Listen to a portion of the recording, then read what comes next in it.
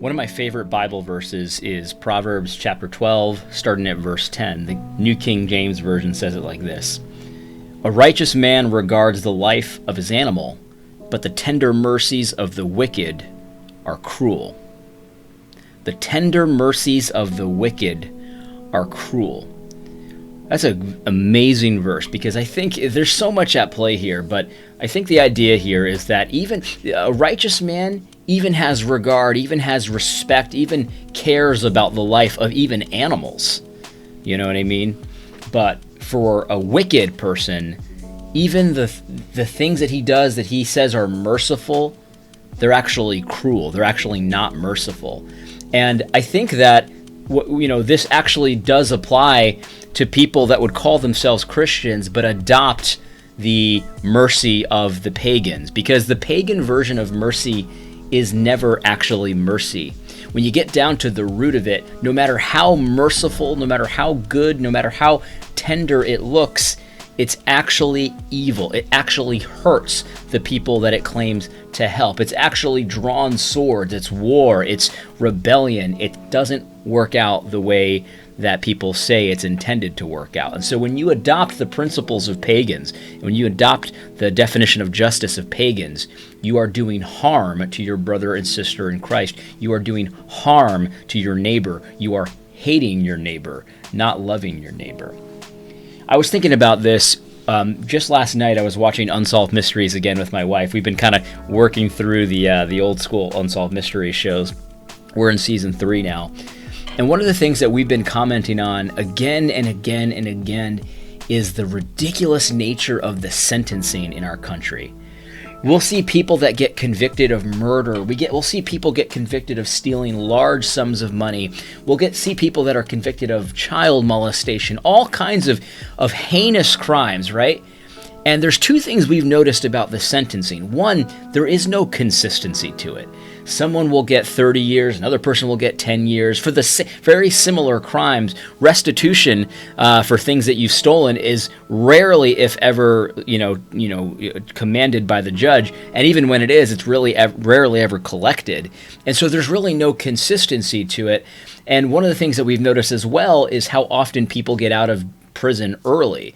And now I'm against prison out of hand for like murderers and rapists and things like that. Those people ought to be executed. That's biblical justice. That's what restitution is. When you take a life, you give your life.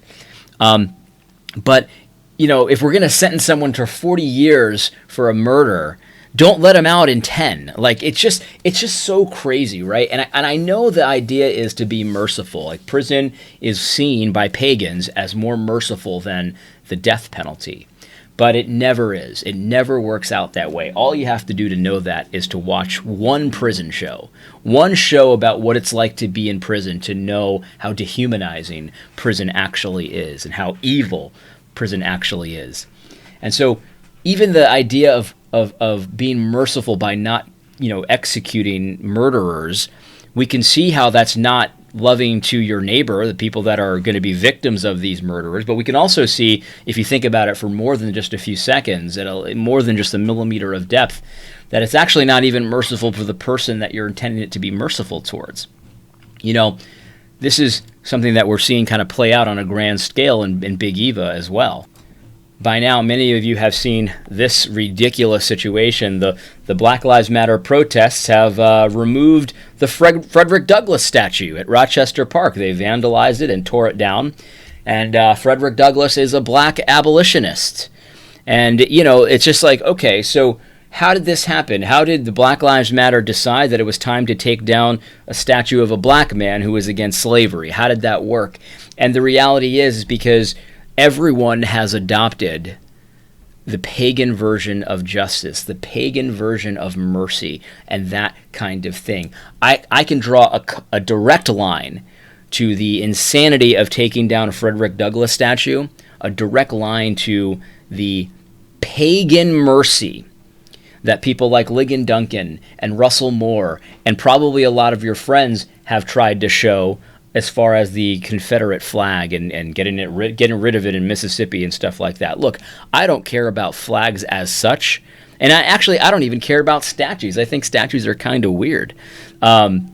So I don't really care about them in and of themselves, but I do very much care about the ideology that says that we have to get rid of anything that has any sniff or whiff of slavery. And actually, it's not even that. It's just we have to get rid of anything that we say in the moment. This is a pagan idea of justice. This is why Frederick Douglass got torn down, because he didn't get torn down for being pro-slavery. He didn't get torn down for representing white supremacy. He got torn down because the mob decided it was time to tear him down. And that's the thing. Like when Ligon Duncan says we got to get rid of the Mississippi flag, when Russell Moore tries to do his best Ronald Reagan impression, take down this wall and that kind of thing, it's not a principled stance. There are no principles to it at all. All he is doing is adopting the tender mercies of the wicked and taking it on as his own. And so that's why I can draw a direct line from that to this Frederick Douglass thing, because none of it takes any thinking. None of it has any scruples at all. None of it is based on any biblical principles of morality or ethics or anything like that. Both the flag and taking down the Frederick Douglass statue have only one thing that they're considering, and that is, what does the mob require of me today? Russell Moore, Ligon Duncan are serving the mob, the spirit of the age, the zeitgeist. They're trying to serve that mob. And so they can't complain when all of a sudden that mob changes its mind and says, okay, well, now it's time to take down Frederick Douglass.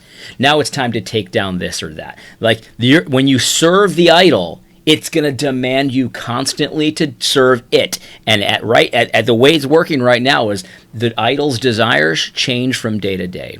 I mean, just look at every single person that went and said, oh, this killing was racist, before there was any evidence of it being racist, right? Every single one of those people that decided to go with the mob and say, this is an example of racism, whatever it was, George Floyd or Ahmaud Arbery, an example of racism before any facts came out on it at all. I'm not talking about the fact that you're saying it's an injustice, police brutality, fine. But when you said it was about racism, you didn't know that, and you were trying to serve the mob. And guess what? Here's the problem. The mob is inconsistent. The idols don't have any scruples whatsoever. It's not based on principle. So I was having a conversation with someone today, the other day, and she said to me, okay, so what happens now when a white woman accuses a black man of rape? What happens now? Because on the one hand, we're supposed to believe all women, Me Too. And on the other hand, we're supposed to defend black because Black Lives Matter. So now what do we do? And the only honest answer to that, for all of you who've jumped on these bandwagons again and again and again, for all of the evangelical leaders who jumped on the Me Too bandwagon, for all of the evangelical leaders who jumped on the Black Lives Matter bandwagon, here is how you have to serve your God. You have to see, what are we doing right now? Are we doing Me Too right now, or are we doing Black Lives Matter right now? See, the facts don't ever matter because you've jumped on the bandwagon. You've joined the lynch mob. And so what you have to do to decide who to defend in a situation like that, where a white woman accuses a black man, is you have to wait.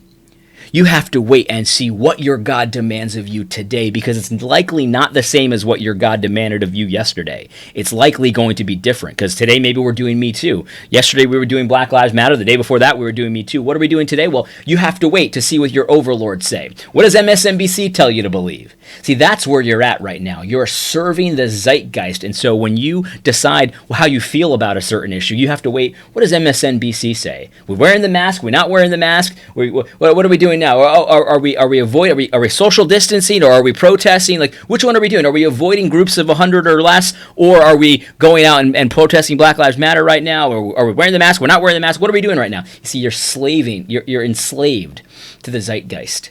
There's no consistency to it at all. There's nothing. It's not based on scruples. You can write as many think pieces as you want about how not singing to the Lord on Sunday is loving your neighbor. It doesn't make it so.